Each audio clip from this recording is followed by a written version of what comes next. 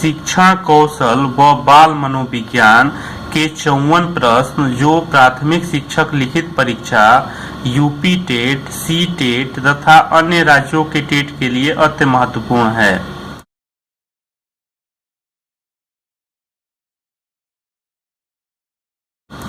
पहला, अंतर्दृष्टि का सिद्धांत के जन्मदाता कौन है? कोहलर। अंतर्दृष्टि के सिद्धांत के जन्मदाता कोहलर हैं। शिशु का अधिकांश व्यवहार आधारित होता है मूल प्रवृत्ति पर। शिशु का अधिकांश व्यवहार मूल प्रवृत्ति पर आधारित होता है। फ्रायड के अनुसार हमारे मूल्यों का आंतरिकीकरण कहाँ होता है? पराहम में। बाल मनोविज्ञान का केंद्र बिंदु है बालक। बाल मनोविज्ञान का केंद्र बिंदु बालक होता है। सीखने के नियम दिए हैं थॉर्नडाइक ने। सीखने के नियम थॉर्नडाइक ने दिए हैं। सीखना है व्यवहार में परिवर्तन। सीखना है व्यवहार में परिवर्तन। अभिप्रेरणा का वर्गीकरण होता है जन्मजात तथा अर्जित। अभिप्रेरणा दो प्रकार के होते हैं, जन्मजात तथा अर्जित। शारीरिक वृद्धि और विकास को कहते हैं अभिवृद्धि। शारीरिक वृद्धि और विकास को कहते हैं अभिवृद्धि। कौशल सीखने की पहली अवस्था है अनुकरण। कौशल सीखने की पहली अवस्था है अनुकरण। संवेग शब्द का शाब्दिक अर्थ है उत्तेजना या भाव में उथल पुथल। संवेग शब्द का शाब्दिक अर्थ है उत्तेजना या भाव में उथल पुथल। समावेशी शिक्षा से तात्पर्य है नियमित विद्यालयों में सभी प्रकार के बालकों का बिना किसी भेदभाव के स्वागत करना। बाल अंतर्बोध परीक्षण का निर्माण किसने किया? बेलक ने बाल अंतर्बोध परीक्षण का निर्माण किया। प्रोजेक्ट शिक्षण विधि किससे संबंधित है? जॉन डीवी से। प्रोजेक्ट शिक्षण विधि जॉन डीवी से संबंधित है। अनुभव एवं प्रशिक्षण के कारण व्यवहार में होने वाले परिवर्तन को क्या कहते हैं? अधिगम या सीखना। अनुभव एवं प्रशिक्षण के कारण व्यवहार में होने वाले परिवर्तन को अधिगम या सीखना कहते हैं। 85 IQ बुद्धि लब्धि वाले बालक किस श्रेणी में आते हैं? मंद बुद्धि। 85 IQ वाले बालक मंद बुद्धि बालक होते हैं।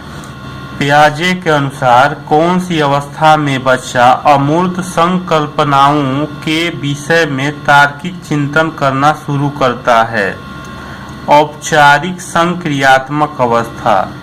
टेट परीक्षण के प्रतिपादक कौन है? मोर्गन व मोरे।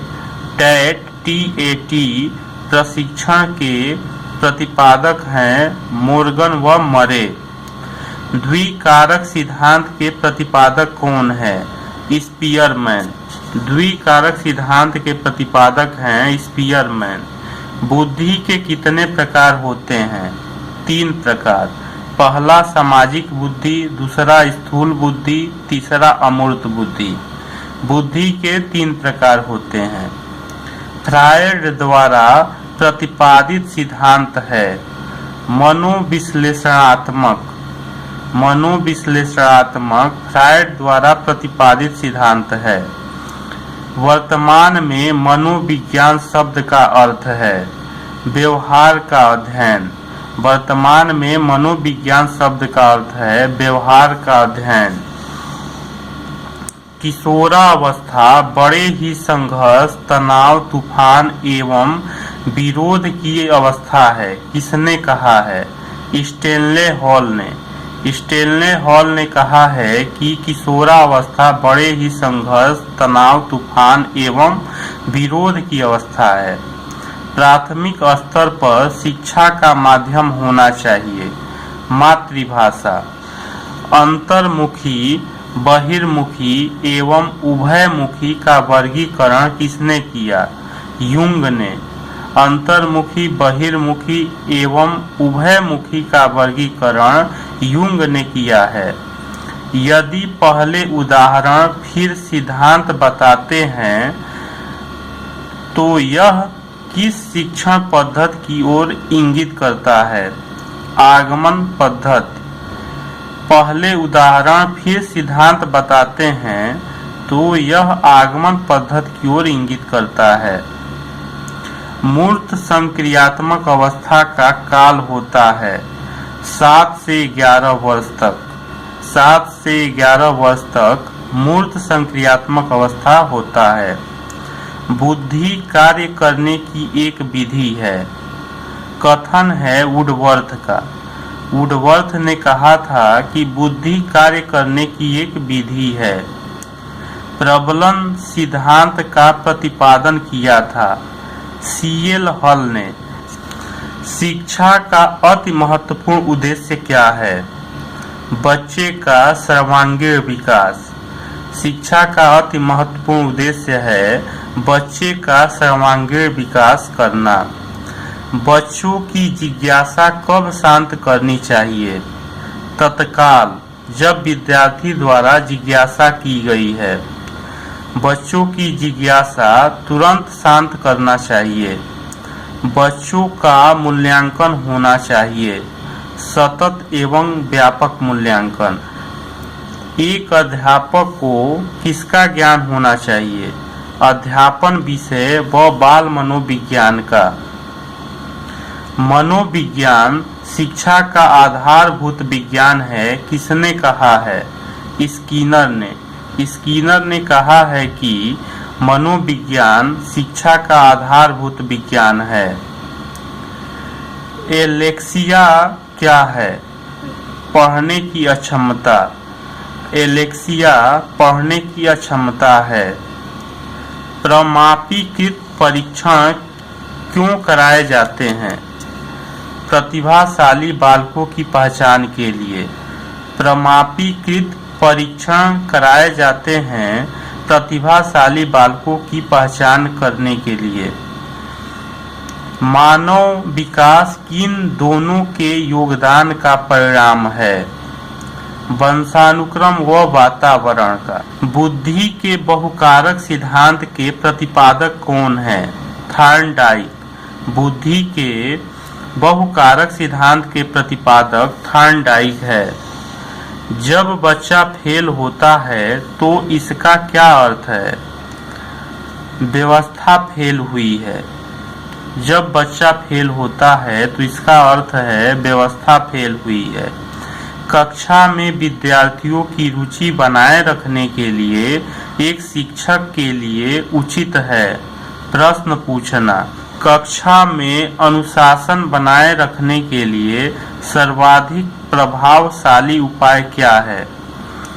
शिक्षण को रोचक एवं व्यवहारिक बनाना। कक्षा में अनुशासन बनाए रखने के लिए सर्वाधिक प्रभावशाली उपाय है शिक्षण को रोचक व व्यवहारिक बनाना। समाजीकरण क्या है? समाज के मानदंडों के साथ अनुकूलन। श्यामपट्ट पर लिखते समय सबसे महत्वपूर्ण है अच्छी लिखावट। एक छात्र स्कूल देर से आता है तो आप क्या करेंगे? कारण जानने की चेष्टा करेंगे। किसी विद्यार्थी की सबसे महत्वपूर्ण विशेषता है आज्ञाकारिता। किसी विद्यार्थी की सबसे महत्वपूर्ण विशेषता आज्ञाकारिता है। निबंधात्मक प्रश्न के लिए सबसे अच्छा विकल्प है न्यूटन के गति की तीनों नियमों की व्याख्या करें। खिलौने की आयु कहा जाता है पूर्व बाल्यावस्था को, जो है 6 से 9 वर्ष तक। श्यामपट्ट को शिक्षण सामग्री के किस समूह के अंतर्भुक्त किया जा सकता है? दृश्य साधन में। कोहलबर्ग का विकास सिद्धांत किससे संबंधित है? नैतिक विकास से। कोहलबर्ग का विकास सिद्धांत नैतिक विकास से संबंधित है। स्व केंद्रित अवस्था होती है 3 से 6 वर्ष तक। स्व केंद्रित अवस्था होती है 3 से 6 वर्ष तक। संवेग व्यक्ति की उत्तेजित दशा है। किसका कथन है? वुडवर्थ का। वुडवर्थ ने कहा था कि संवेग व्यक्ति की उत्तेजित दशा है। शैक्षिक विकास में मूल्यांकन का क्या अर्थ है? ज्ञान क्षमता का मूल्यांकन। बेसिक शिक्षा हेतु महात्मा गांधी ने हस्तकला केंद्रित पाठ्यक्रम पर बल दिया है। प्रायः लड़कियां गणित में कमजोर होती है। यह है लैंगिक पूर्वाग्रह पर आधारित धारणा। प्रायः लड़कियां गणित में कमजोर होती है। यह है लैंगिक पूर्वाग्रह पर आधारित धारणा। कोमल शिल्प उपागम किससे संबंधित है? मनोवैज्ञानिक सिद्धांतों के अनुप्रयोग से। कोमल शिल्प उपागम मनोवैज्ञानिक सिद्धांतों के अनुप्रयोग से संबंधित है।